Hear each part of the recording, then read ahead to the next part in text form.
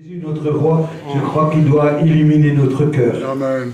C'est ça la vie chrétienne, c'est Jésus dans mon cœur. Et quand j'ai Jésus dans mon cœur, hein, vous le savez tous, hein, on le répète, hein, il y a l'amour. L'amour, c'est toujours les autres. C'est toujours je prends soin des autres, comme Jésus l'a fait. En fait, Jésus, quand il est venu, il a fait une seule chose, mais il a pris soin de tous les autres. Il a donné sa vie pour les autres. Et je crois que nous aussi, dans notre fonctionnement, on peut boire du café, on peut faire tout. Tout est permis. Mais tout n'est pas utile, la Bible dit. Donc il faut toujours regarder par rapport aux autres. On est là pour louer le Seigneur, pour le glorifier et pour lui donner la première place. Que le Seigneur vraiment soit béni.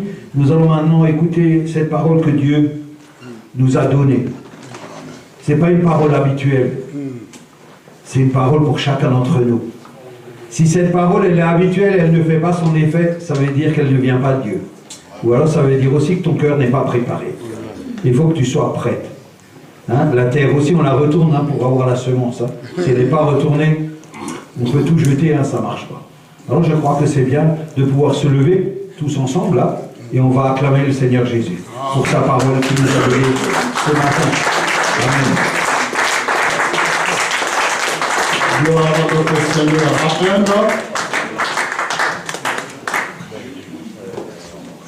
Notre Dieu est vivant. Nous pouvons nous asseoir. Il est exceptionnel et magnifique. Amen. Il est celui toujours qui peut nous confondre à tout moment. Je bénis Dieu pour la présence de chacun de vous. La grâce nous s'est renouvelée et nous avons été convoqués. Nous avons la grâce d'obtenir, d'accueillir une personne qui vient de l'Ukraine, un frère qui a fui la guerre, qui aujourd'hui habite dans la maison de José, notre frère. Lève-toi, mon frère. C'est un étudiant qui était là-bas. Et quand tout le monde sortait, et puis il y a eu une famille qui l'ont pris, qui l'ont amené jusqu'ici. Il ne connaît personne, il ne connaît pas la France. Et José l'a accueilli chez lui pour lui donner domicile. Afin que maintenant qu'il puisse faire ses études ici, loin de la guerre. Donc nous voulons vraiment le soutenir dans nos prières. Frère, comment tu t'appelles? Je m'appelle Florentin. Jonathan. Okay. Écoute, sois la bienvenue à la mission. Merci beaucoup. Si Dieu t'a enlevé de l'Ukraine jusqu'ici, c'était peut-être pour que tu viennes nous découvrir. S'il avait voulu te mettre ailleurs, il l'aurait voulu. Mais s'il t'a mis ici, c'est parce qu'il sait qu'il a préparé quelque chose pour toi, ici, dans cet environnement, et parmi nous. Amen. Nous t'accueillons vraiment avec le cœur ouvert. Sache que ce n'est pas seulement José qui t'accueille, mais nous tous nous t'accueillons. Parce que nous sommes la famille de José et nous sommes la famille de Dieu. Voilà pourquoi nous te souhaitons la bienvenue. Oublie tout les pressions, les cris de bombes. Habitue-toi avec les cris de louange et l'adoration de ton Seigneur. Amen. Amen. Amen. Tu peux t'asseoir. Ça ne nous empêche pas s'il y a des personnes qui veulent aussi prendre des personnes qui viennent de l'Ukraine. C'est une façon aussi d'ouvrir nos maisons pour eux. Et c'est bien aussi pour qu'on les amène au Seigneur. Ils ont besoin d'entendre la parole. Heureusement, notre frère parle français. Mais sinon, s'il y a une personne qui parle polonais, il y a Jean-François qui est là.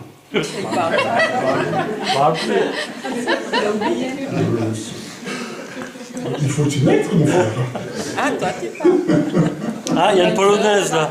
Ah, il y a une autre sœur qui est là-bas. Voilà. Elle parle. C'est la première fois que tu viens aussi? Ben lève-toi, on va t'accueillir, une autre sœur qui parle polonaise. Vous voyez? Sois la bienvenue dans la maison du Seigneur. Nous t'accueillons. Comment tu t'appelles? Viviane. Alors sois la bienvenue dans la maison de ton Seigneur, ton Dieu. Nous sommes cette famille de la mission évangélique unité par la foi. Nous ouvrons nos cœurs pour t'accueillir. Et vraiment, si Dieu t'a envoyé ce matin, je crois qu'il a quelque chose pour toi.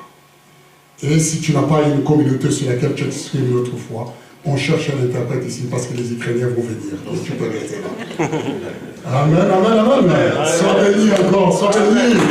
Sois béni. Nous allons parler ce matin nous allons faire notre lecture autour d'un chiffre. Nous allons voir ce chiffre. C'est le chiffre 1. Nous sommes la mission évangélique unité par la foi qui s'exprime par un seul chiffre. Le chiffre 1. Quand on parle de l'unité. J'aimerais, avant que je puisse entamer cela, lire 3 lectures. Nous ferons 3 lectures. Nous allons commencer sur le livre de Éphésiens chapitre 2, versets 14 à 16. Pour ceux qui notent, puissent les noter. Éphésiens chapitre 2, versets 14 à 16. Il est écrit ceci. Car il est notre paix en parlant de Jésus-Christ.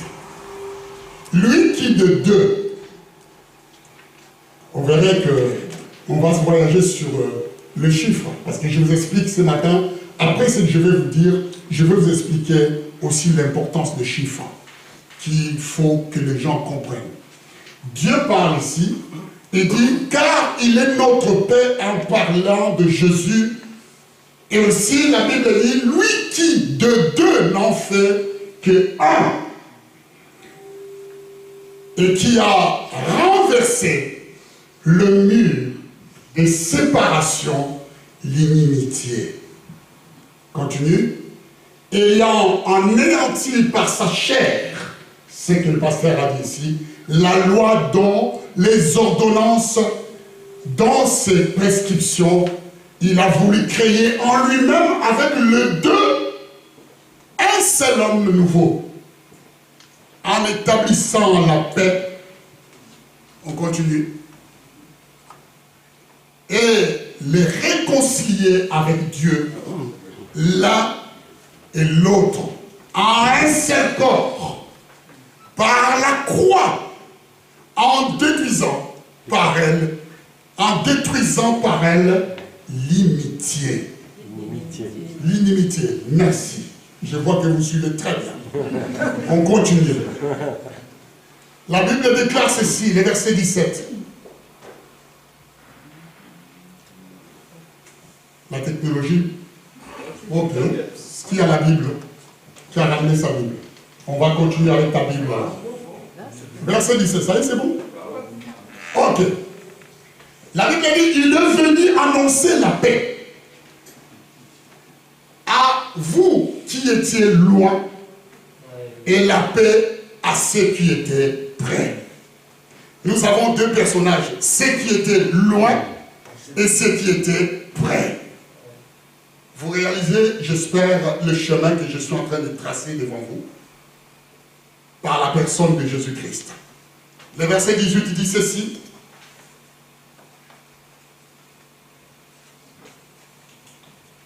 Car par lui, les uns et les autres, nous avons accès auprès du Père dans un même esprit. Dans un même esprit. On va prendre aussi simultanément le livre de 1 Corinthiens chapitre 12, versets 12 à 18. Simultanément, nous allons prendre 1 Corinthiens chapitre 12, versets 12 à 18. Il est écrit ceci. Car comme le corps est un et a plusieurs membres, et comme tous les membres du corps, malgré leur nombre, ne forment qu'un seul corps, ainsi en est-il de Christ. Nous continuons. Nous avons tous en effet été baptisés. Je souligne le mot baptisé. Vous comprenez que tous ceux qui viennent dans le corps de Christ, la première chose qui les permet d'être unis dans le corps, c'est un baptême. Ce n'est pas le baptême d'eau qu'on parle ici. Ce n'est pas le baptême qu'on plonge les gens, mais c'est un baptême de son amour, le baptême de son sang précieux, le baptême de sa vie. quand quelqu'un vient pénétrer et fait partie des membres du corps, Dieu admet que ces membres-là deviennent baptisés par sa grâce, par le renouvellement de l'esprit, comme on a écrit, on a dit là-bas, par son amour, et Dieu l'accepte pour qu'il soit membre de son corps. Donc, il a été en effet baptisé dans un seul esprit pour former, je n'ai pas fini, pour former un seul corps. Ici, il a voulu donner la différence, en fait, qui existait à cette période, parce qu'ici, quand Paul parlait, il y avait tellement de différences entre les juifs, le grec et les personnes comme ça. Il y avait comme une discrimination un peu dans le système du corps du Christ. Alors, là, il va mettre les choses en place en disant, pour former un seul corps, soit juif, soit grec. Oui, mais mon frère, je suis pressé, hein. Je sais pas. Tu veux finir la prédication ou quoi? Non, mais c'est les couscous qui t'attendent à la maison ou comment? Allons-y doucement. Voilà. Soit tu es juif, soit tu es grec, soit esclave, soit tu es libre. Voyez-vous, il y a deux tendances ici. Hein.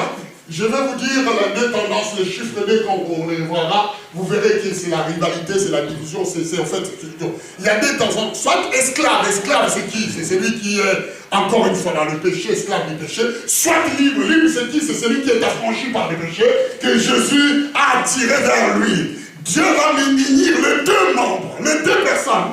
Oh, gloire à notre Seigneur. Il va mélanger les deux tendances. Il va mélanger pour former un corps. Il n'a pas choisi qu'est-ce qui est propre, qui n'est pas propre, mais il veut former un corps. Dieu a envie de former un corps. Il va expliquer, si Paul va dire, soit libre, soit esclave, soit encore libre, nous avons tous été, et c'est là que se font abréver d'un seul esprit. Amen. Dieu a répandu un seul esprit sur cela. On continue, jusqu'à 18, j'avais dit. Ainsi, le corps n'est pas un seul membre, mais il est formé de plusieurs membres.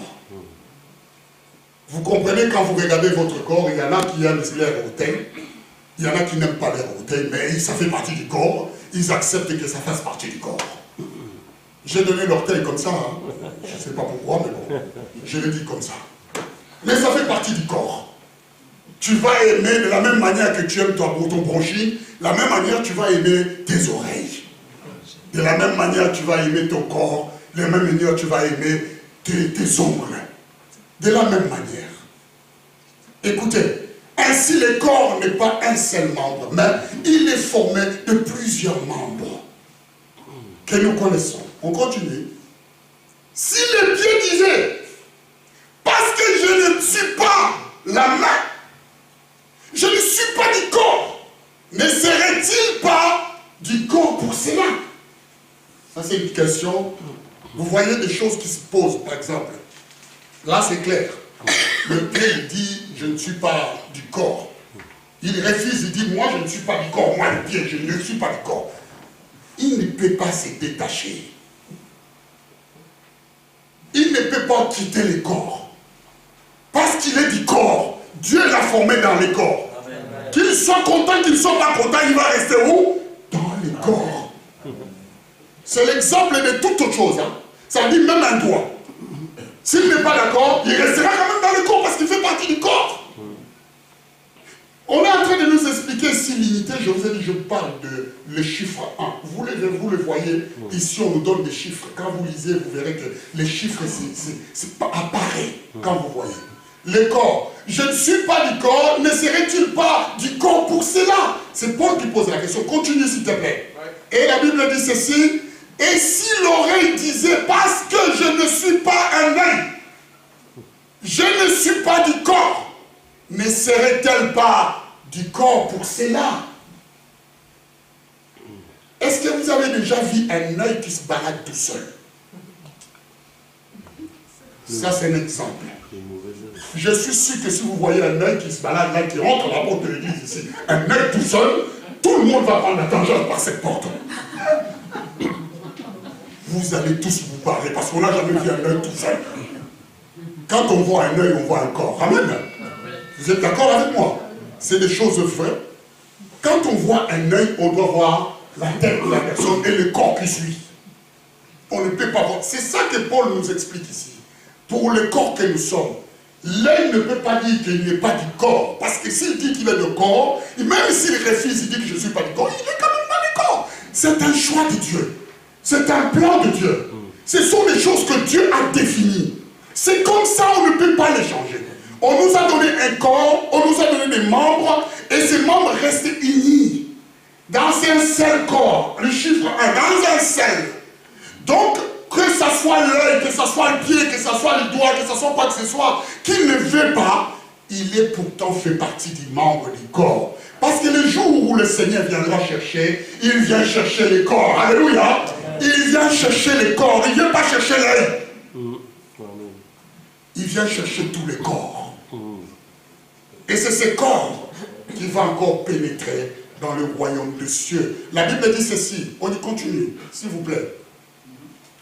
Si tous les corps étaient l'œil, imaginons-nous, comme je vous ai dit ici, où serait lui? S'ils étaient tous oui, hein, c'est ça, hein? Où serait le doigt? Donc imaginez-vous si nous voulons être pas différents, nous voulons être qu'une seule chose. D'accord? On reste que l'œil, on est l'église de l'œil. Hein? Disons-le comme ça, on est l'église de l'œil. On n'a pas de différence entre nous. Comment veux-tu que puisse sentir l'odeur de plusieurs choses? L'harmonie dans le corps, c'est parce que chaque membre exerce son fonction. Alléluia. Amen. Et c'est ce qui fait que nous soyons comme ça. Quand tu passes, tu sens, l'odorant va t'avertir. Attention, si tu vas dans cette direction, ça sent mauvais. Les yeux te voient la direction. Le corps fonctionne et tout fonctionne en harmonie de manière que chacun puisse jouer son rôle dans le corps. C'est pour cette raison que je vous ai lu les livres d'Éphésiens, pour que nous sachions, nous sommes la mission unité et qu'aujourd'hui vous puissiez prendre conscience du corps que nous sommes. Et dans ce corps, quelle est l'harmonie qui doit régner et qu'est-ce que Dieu attend de ce corps que nous sommes. Nous pouvons continuer, verset 18, s'il te plaît. Maintenant, écoutez bien, Dieu a placé chacun des membres dans le corps comme il a. Amen. Est-ce que vous êtes là? Donc, Paul parlait des esclaves et des libres. D'accord? Esclaves et libres, Dieu les a unis à un seul. Vous êtes d'accord avec moi? Je n'ai pas rajouté à mon avis la parole. Maintenant, ici, la parole est claire. Maintenant, Dieu a placé chaque membre, chacun des membres dans le corps comme il a voulu. Ça veut dire que c'est Dieu qui prend la décision de placer les membres dans le corps du Christ. Il ne faut pas choisir quels membres qui vont faire partie du corps ou non. C'est Dieu qui décide. C'est Dieu qui a voulu. Il a pris les Grecs, il a pris les Juifs, il a pris les Blancs que je suis, il a pris l'Alsacien, il a pris tout le monde. Tout cela, il nous a fait une église. Amen, hein? Un corps. Il a pris l'antillais, il a pris l'arabe. Il y a un arabe ici? Non, on va prêcher les arabes. Amen. Amen, amen. Il a pris tous les membres, chaque membre du corps, Dieu les a constitués comme il veut. Nous voyons dans comme il veut la volonté de Dieu, comme il veut le désir de Dieu. Il n'a pas choisi de placer chaque chose que ce soit, mais dans le désir de Dieu, il a dit, je vais former un corps, et ce corps sera différent, parce qu'il sera différent. Le pied ne sera pas la même façon que la tête, ou les oreilles ne seront pas la même façon que la bouche, ainsi de suite. Mais il a fait que, dans ces corps-là, il a donné une image. Et l'image qui représente ces corps, c'est toi et c'est moi. Parce que c'est toi et c'est moi, on peut, encore une fois, admirer la beauté que tu dégages. On peut admirer la beauté. Voilà pourquoi la Bible dit que en Jésus-Christ, Dieu nous a donné la beauté et la gloire. C'est merveilleux.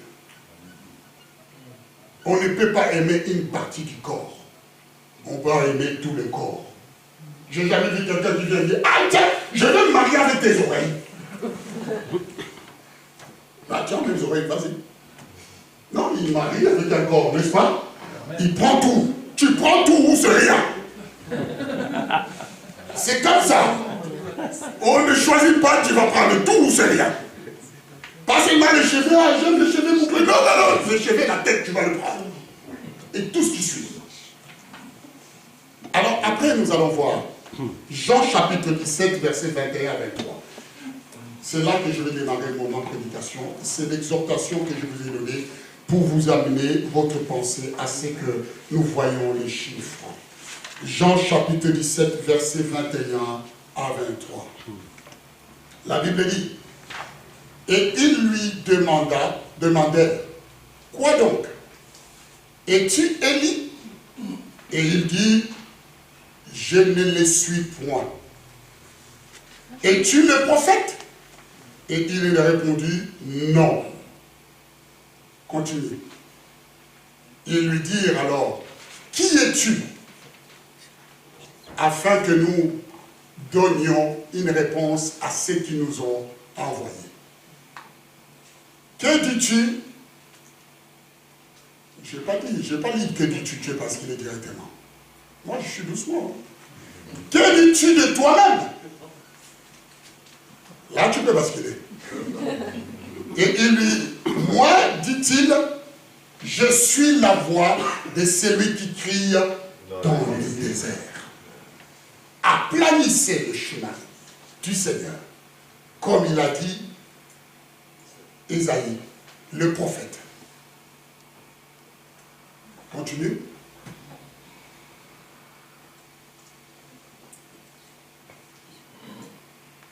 Non, mais tu nous as donné Jean 1. Moi, j'avais dit Jean 17, c'est pour ça que je n'avais pas basculé.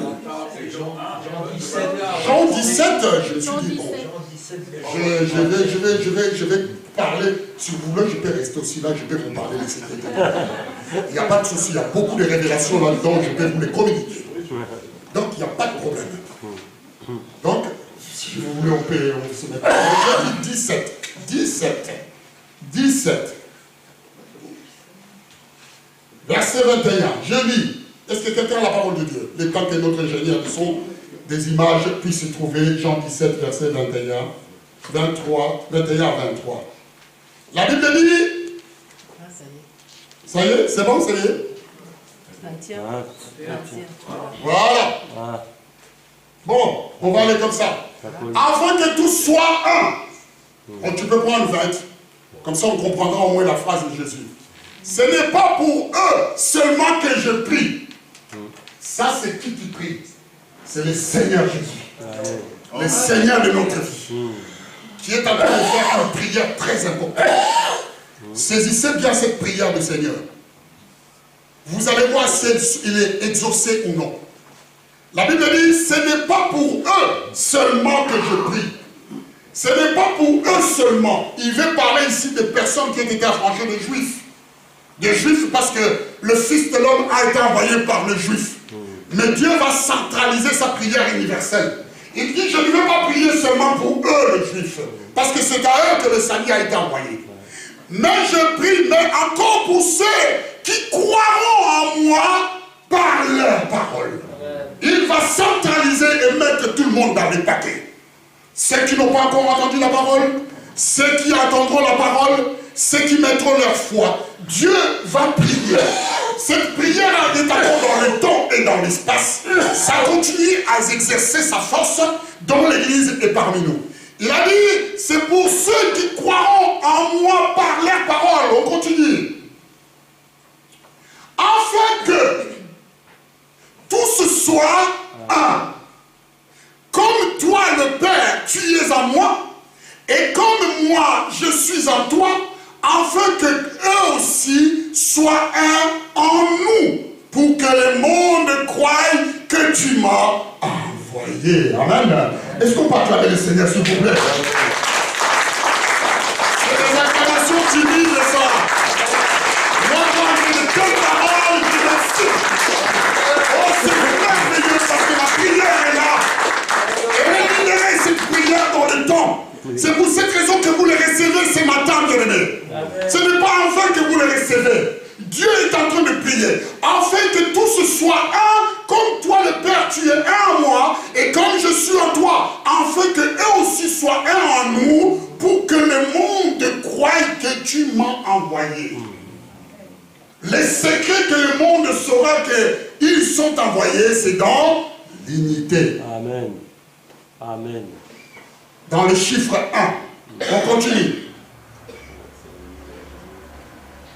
Je leur ai donné la gloire que tu m'as donnée, afin qu'ils soient un comme nous sommes un.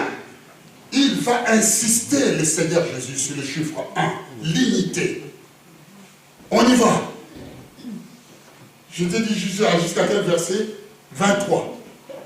Moi en eux et toi en moi, afin qu'ils soient parfaitement un et que le monde connaisse que tu m'as envoyé et que tu les as aimés comme tu m'as aimé.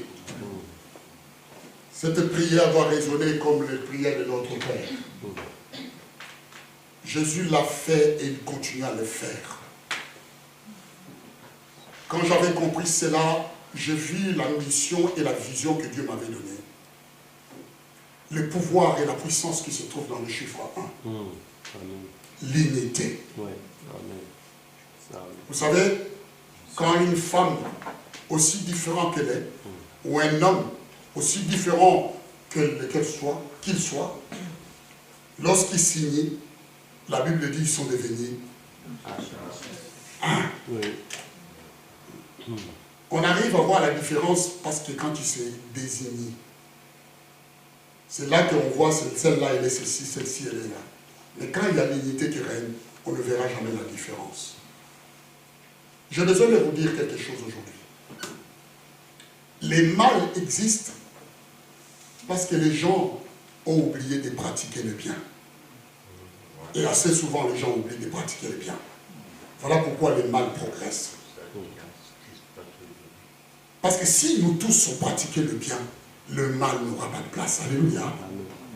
Qu'est-ce que je suis en train de vous dire? Ça veut dire que le mal qui rentre en moi prend les racines et le pouvoir parce que j'ai arrêté de pratiquer ce qui est bien en moi. Ou de voir les choses en bonne chose, en bonne figure. À partir de là, ça va m'influencer de manière dans mes choix que je puisse aussi être trompé par cette influence.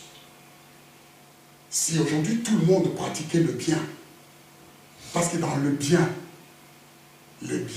couvre le mal. Alléluia. Le bien couvre le mal. C'est ce que Dieu est. La Bible dit que Dieu, dans son amour, il couvre la multitude de péchés. Le bien couvre le mal. Quand tu vois le bien, tu pratiques, tu ne verras jamais le mal. Et le mal n'aura aucun pouvoir sur toi.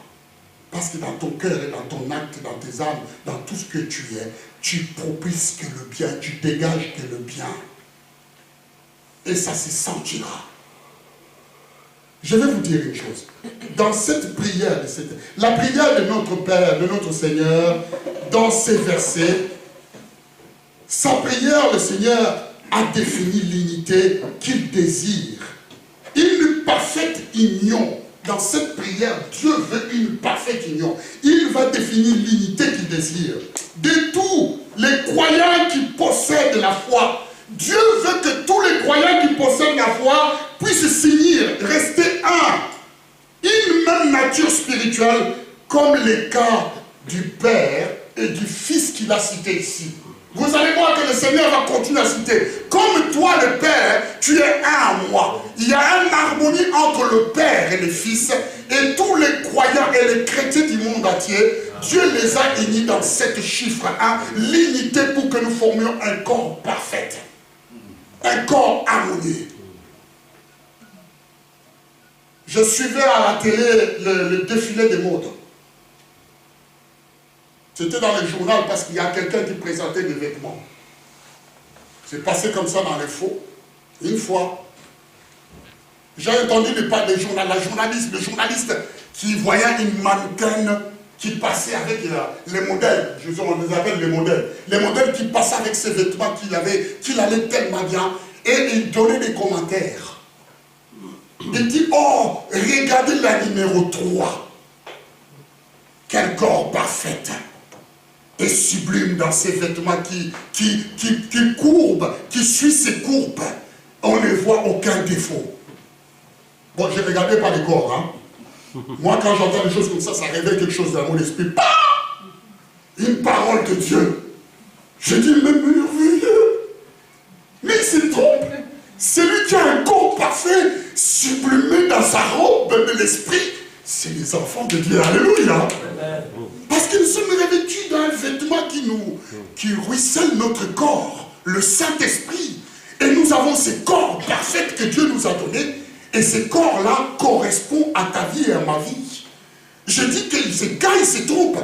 Mais c'est Dieu qui a compris que quand tu nous as donné unité, il nous a donné son esprit, il a fait de nous un corps. Nous sommes parfaitement. Je vais dire simplement, cette bien-aimée, la prière, cette prière de notre Seigneur a déjà été exaucée. Alléluia. Amen. Cette prière a été exaucée. Vous savez, le but de l'unité dans l'Église est pour que le monde soit convaincu. Si nous voulons l'unité dans l'Église, dans nos vies, pour que le monde, le but que Dieu a donné l'âme, c'est pour que le monde soit convaincu à notre foi, que le monde soit convaincu. Si nous voulons que le monde soit convaincu de l'amour et de la grâce de Dieu, nous devions retrouver ces chiffres dans le corps, nous devions être un corps, une âme, une pensée. Alléluia. Nous devions être une seule personne. Avoir la même pensée. Parce que quand nous sortirons là, le langage que tu auras, c'est le même langage que j'aurai, c'est le même langage qu'il aura, et nous aurons le même langage, et par cela le monde sera convaincu. Vous vous rappelez de Pierre, il avait adopté un langage que les autres n'avaient pas. Ce jour-là, il a senti un peu froid, il suivait le Seigneur de loin, il avait regardé, il dit, je vais voir où on va l'amener. Et quand il s'est allé pour aller se réchauffer tout près du feu, les gens qui parlaient là avaient un langage. Mais lui aussi avait un langage. Mais c'était un langage de disciples. Alléluia. Amen. Un bon Alsacien comme moi, quand je vais vers le sud et je commence à parler, ils sauront que je suis Alsacien.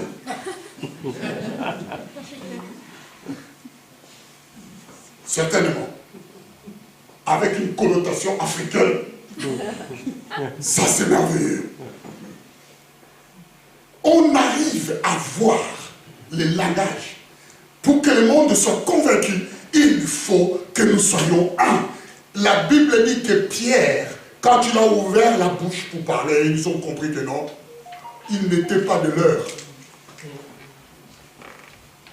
Ils se sont dit, ah, celui-là il parle différent. Il n'est pas de nous.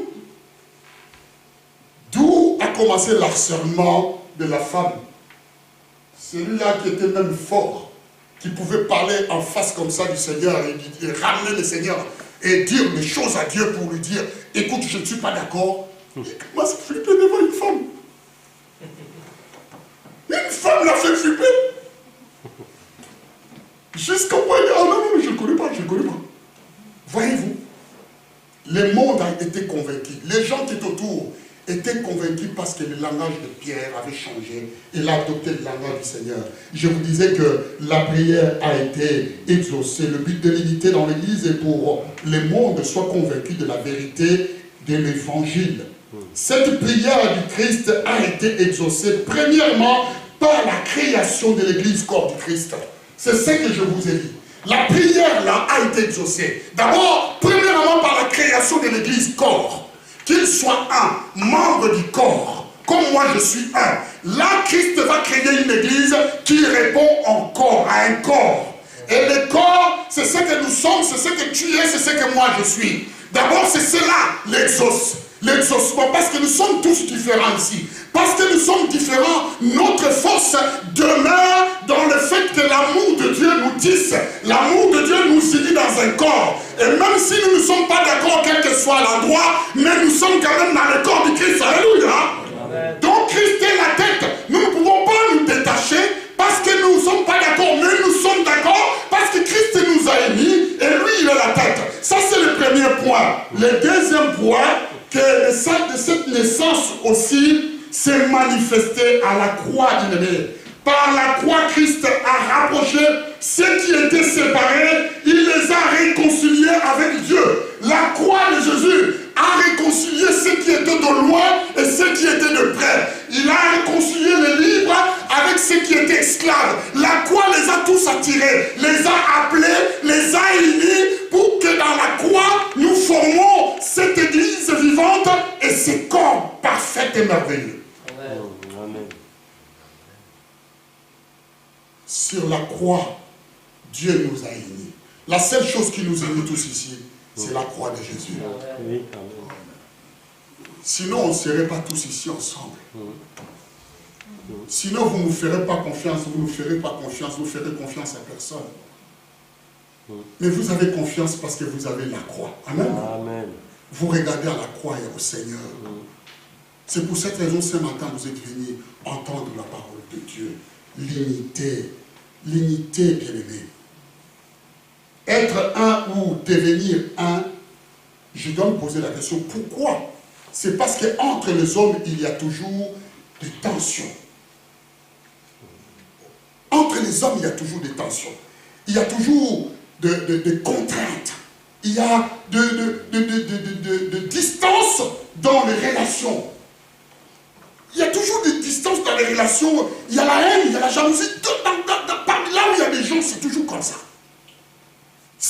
On ne peut pas l'enlever. C'est comme ça. Voilà pourquoi Dieu veut marquer toutes ces choses-là. Il nous a unis dans un corps. Amen. Il veut que nous puissions être un même malgré les différences. Amen. Parce que chacun de nous joue son rôle dans le corps. Et très utile. Amen. Hein? Amen. Nous sommes chacun à sa place très utile. Amen. Et très important. Amen. C'est pour cette raison que Paul a détaillé le corps comme étant, si l'un disait que je ne suis pas du corps, ou il a donné plus quand vous lisez cet évangile, vous verrez. Il y a tout le monde a sa place, une rôle à jouer, malgré la différence. Il y a des membres du corps dans notre corps qui font les boulots que personne ne voudra. Je n'ai pas besoin de les citer parce que vous le savez bien. Mais il est quand même utile dans le corps. Parce que si tu manges bien et tu bois bien, tu fais tout bien, s'il refuse d'actionner, c'est les ballonnements. Hein. Urgence. Hein. Là, aux urgences, on lui demande, mais qu'est-ce que tu veux? Je ne vais pas actionner, je ne suis pas du corps. Soit tu te fais un trou pour sortir des gaz, ou soit... Mais l'harmonie est là. Lui, quand il fait son rôle, il est tout joyeux. Parce qu'il doit te permettre d'être bien dans ton corps. Sinon, c'est un problème. Amen, amen, amen, amen. Amen. La Bible dit qu'en Christ Jésus, Dieu a supprimé. C'est ça que nous avons lu dans les derniers versets, dans les deux versets. Dieu a supprimé la différence. Il a supprimé les différences. Il a supprimé les contraintes. Il a supprimé les distances. Il a supprimé l'hostilité. Il a supprimé la rivalité. Toutes ces choses-là dans Jésus, Dieu les a supprimées. Voilà pourquoi il nous a fait un corps. Il a fait un corps. Nous sommes ces corps appelés aujourd'hui les corps du Christ. Bien-aimé. Nous sommes ces corps. Nous devions rester ces corps. Vous savez, le livre de Matthieu chapitre 12, verset 25 dit ceci. Il est quelle heure? Oui, j'ai encore le temps. Merci. Je vais aller vite. Matthieu chapitre 12, verset 25. La Bible dit, comme Jésus connaissait leurs pensées, il leur dit, voyez-vous, je vais m'arrêter dans l'état d'esprit des gens qui étaient venus vers Jésus. À cette période, à ces moments. Donc, je comprends que les gens qui étaient venus vers Jésus n'avaient pas tous les mêmes pensées. Ils avaient des pensées différentes. Je ne vais pas rentrer dans les détails pour donner quelle est la pensée de l'un et de l'autre. Mais les seules personnes qui connaissaient ces pensées-là, c'était Jésus. C'était le Seigneur. Il ne voyait si c'était des pensées de construction, ou si des pensées de destruction, ou si c'était des pensées d'amour, ou si des pensées de haine, ou des pensées... Ça, c'est dans l'ensemble. La Bible dit, comme Jésus connaissait leurs pensées, des gens qui étaient là, Dieu sonde le cœur et le rein. Il va donner une parole, mais une parole pour les fortifier. Une parole pour leur montrer les secrets de l'unité. Une parole pour leur dire que si vous êtes ensemble, vous allez réussir des choses ensemble. Vous allez encore une fois progresser ensemble. Je connais un devise de ce monde ici. Pour nous les Français, on dit c'est l'égalité, liberté, égalité et fraternité. Amen. C'est cela, non? Notre devise. Mais les Belges, ils ont notre devise. L'union fait la force. L'unité fait la force. Et jamais. Parce que ça répond à ce que le Seigneur veut dire ici. Quand nous sommes unis, si nous sommes un corps, nous serons une force que personne ne peut encore une fois mettre à doute. Amen. Je vais vous dire, bien-aimés, nous serons inébranlables. Parce que Dieu est avec nous. C'est lui la tête. Il va dire ceci. Tout royaume, il va parler du royaume, mais comprenez le royaume comme les corps. Tout royaume divisé contre lui-même est dévasté. Dans le ministère, dans un couple, dans une relation amicale, dans toutes les relations du monde, même dans le gouvernement, dans tout, qui forme un royaume, un socle. Dieu va donner une révélation en disant, si tout royaume divisé contre lui-même est dévasté, ça veut dire que ça ne résiste plus, c'est dévasté, c'est fini, ça va être détruit. Ça vient nous montrer que le chiffre de la division est très dangereux à éviter.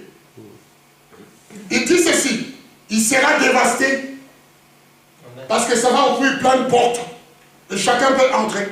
Et toute ville ou maison divisée contre elle-même ne peut pas subsister.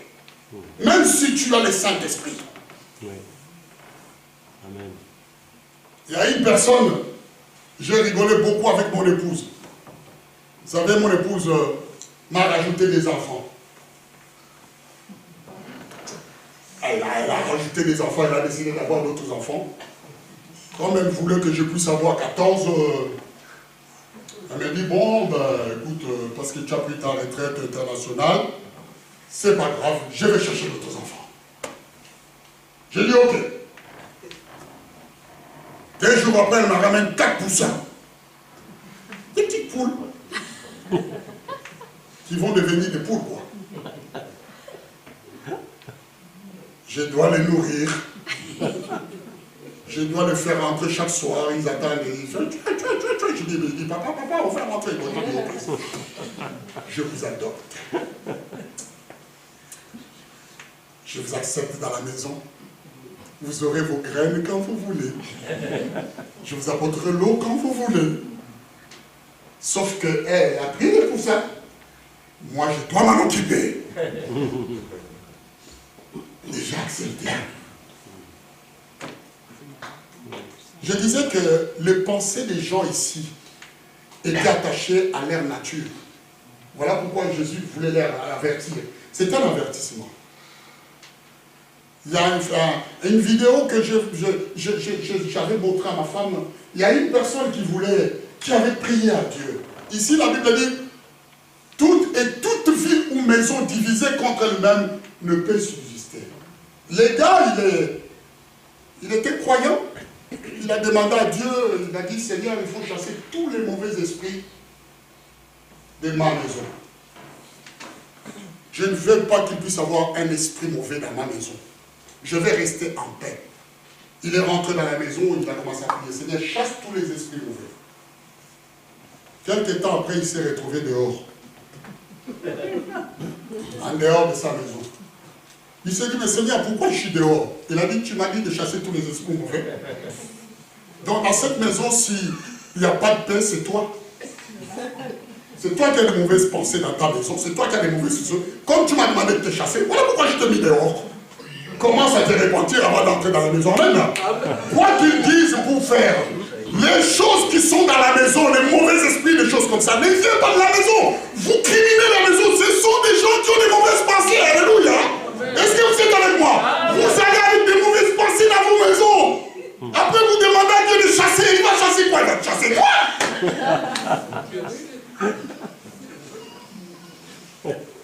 Comprenez ce que je vous ai dit. Si tout le monde pratiquait du bien, le mal n'existerait pas. Est-ce que vous êtes avec moi? Acclamons le Seigneur. Acclamons le Seigneur.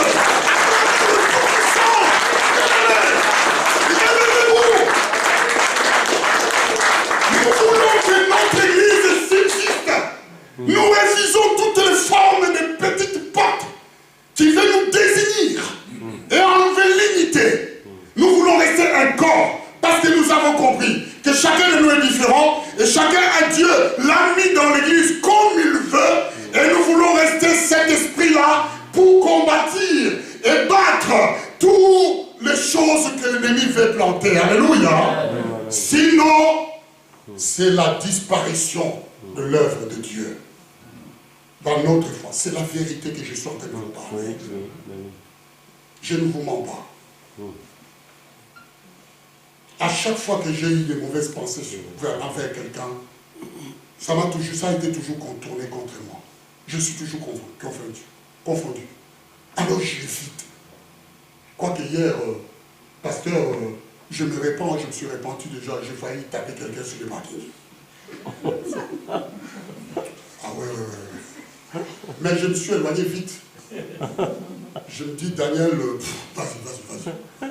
Ça nous arrive à tous, hein, même les pasteurs. En fait, je vous explique vite fait, hein, parce que vous aimez que je vous dise ce que je vis. Il s'est passé quoi? Il s'est passé que j'étais en train de faire mon travail. Il y a une vieille dame qui est venue me voir avec un gars. Il me dit, monsieur, venez, vous qui êtes de la sécurité, venez voir un peu ces problèmes. J'arrive sur le parking, il y a un monsieur qui sort dans sa voiture, la porte défoncée. Une voiture blanche avec une porte défoncée. Le monsieur dit que c'est la dame qui l'a cogné avec sa voiture quand il a fait le manœuvre. J'ai fait les constats, j'ai regardé la porte. J'ai regardé la voiture de la dame. La voiture de la dame était noire. La voiture de monsieur était blanche. Vous comprenez? Cette choc-là, ce n'est pas un petit choc de caresse. C'était un violent choc. Donc si cette voiture réellement avait foncé dans cette voiture-là, il y aurait eu des traces noires sur le truc. Et sa voiture aussi, il y aurait eu des traces blanches. Et ça serait aussi défoncé par rapport à cela. Mais sauf que, bien aimé, dans la voiture de la dame, il n'y avait même pas une rayure. Et aussi dans la voiture de monsieur a commencé à se fâcher. Il a dit, c'est toi.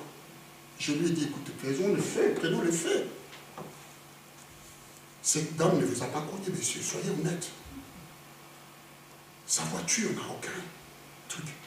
Pourquoi tu veux lui mettre l'accident qu'elle n'a pas fait sur son dos?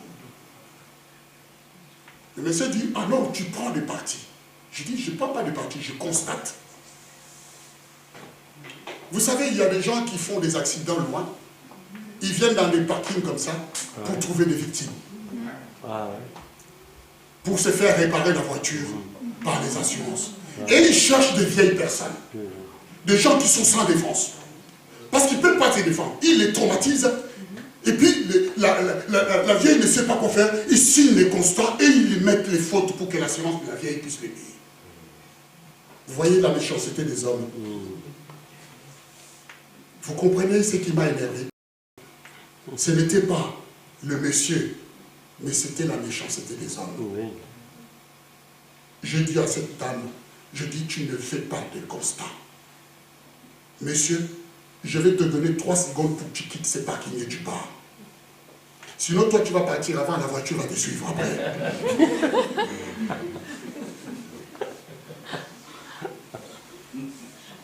Si personne ne défend les veuves, de personnes seules, qui va les défendre? Alléluia. Le monsieur, il a compris. Il a mis sa voiture, il n'est pas dit, oh, je veux me plaindre. Je dis, va te plaindre où tu veux. D'ailleurs, tu es païen. Si tu te plaignais devant Dieu, il va te dire. Alors, pour le reste, moi, ça ne me dérange pas. Bien aimé. Nous amenons nos pensées mauvaises chez nous. Nous pouvons amener des mauvaises pensées dans l'église. Nous pouvons amener des mauvaises pensées dans n'importe quelle circonstance. Nous pouvons regarder des choses. Mais si nous les faisons, nous devions regarder Jésus. Amen. Hein? Amen. Ici, c'est les conseils que Dieu nous donne. Il est quelle heure? Vous me laissez encore 10 minutes, s'il vous plaît? que je vous parle de chiffres vite fait. Hein? Comme ça, on finit. Ici, c'est Jésus qui parle pour nous donner un secret. Le secret ici, ce n'est pas seulement pour l'église, mais c'est pour les couples aussi. C'est pour le voisinage, c'est pour les amis, c'est pour la relation. Oui. Chaque relation, dans tout. Il englobe tout. Il englobe tout. La Bible dit qu'une maison divisée contre elle-même ne peut pas subsister. Ça, c'est la vérité. Quand nous commençons à ouvrir des portes et nous cherchons des choses, nous serons tout droit à notre ruine. Dans cette relation, c'est ainsi de suite. Même dans un couple de mariage, quand vous commencez à vous diviser et vous commencez à ne pas regarder, devenir deux, vous êtes dans les dangers. C'est là où ça va produire. Ah, je me suis trompé sur toi, tu t'es trompé sur moi. Ah, tu n'es pas vraiment celle que j'ai pensée. Toi aussi, tu n'es pas celui que j'ai pensé. Ainsi de suite, ainsi de suite, ainsi de suite. Qu'est-ce qui va se passer? On fait naître la haine dans le cœur. Là où il y avait l'amour, ça devient des bagarres.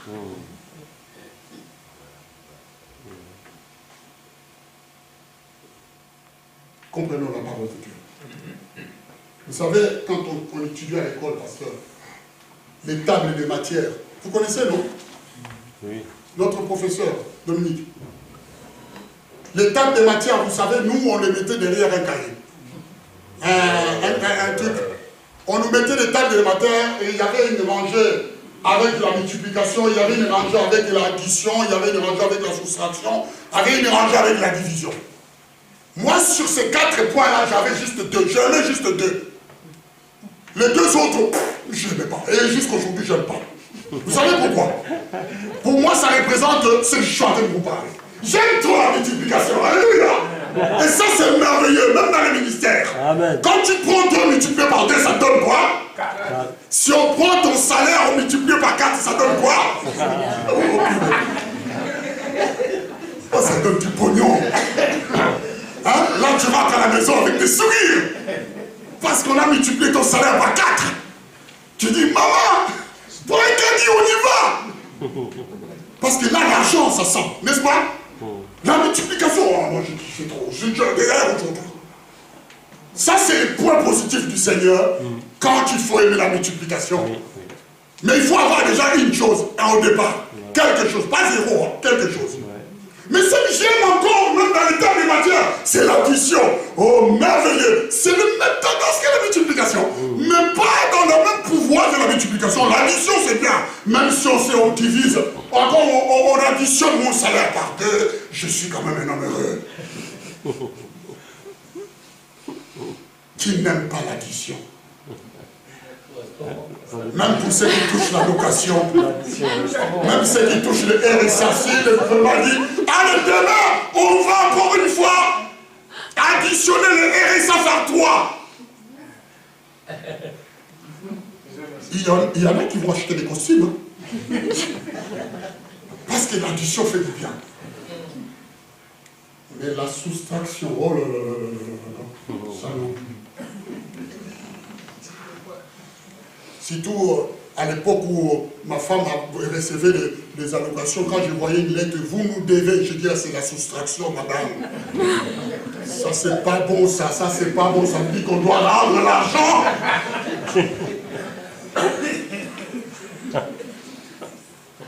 Moi, je me penchais trop sur l'addition. Nous vous devons. Alors, je disais, maman, pas. Va voir les comptes parce qu'ils nous devons. Il y a nous devons. Ça veut dire que ça vient. Quand tu vas sur ton compte en banque, quand tu vois moins, oh là là là là là, moins, ça veut dire que tu dois déjà te débrouiller pour combler les trous. Moins, aïe aïe aïe, moins. Ça, j'aime pas la soustraction. Dans le ministère, c'est pas bon la soustraction. Voilà pourquoi Jésus a dit, je ne veux perdre personne. Amen. Je ne veux perdre aucun. Et la division encore, c'est pire. C'est pire. Vous comprenez? C'est cela qui est marqué. Je vais vous dire que restons unis. Amen. Restons unis. Si tu m'autorises, pasteur, je vais parler de chiffres dimanche. Mardi prochain. Venez pour que vous sachiez les chiffres. Je vais parler loin. Je vais m'arrêter là parce qu'il faut qu'on respecte maintenant l'heure sur laquelle on finit la prédication. Je sais que vous voulez que je continue. Moi aussi, je veux que je continue. Mais je suis soumis à un président qui a besoin que je lui donne l'heure à 11h30 que je donne la parole. Amen. Acclamons le Seigneur. Soyez bénis. Soyez bénis.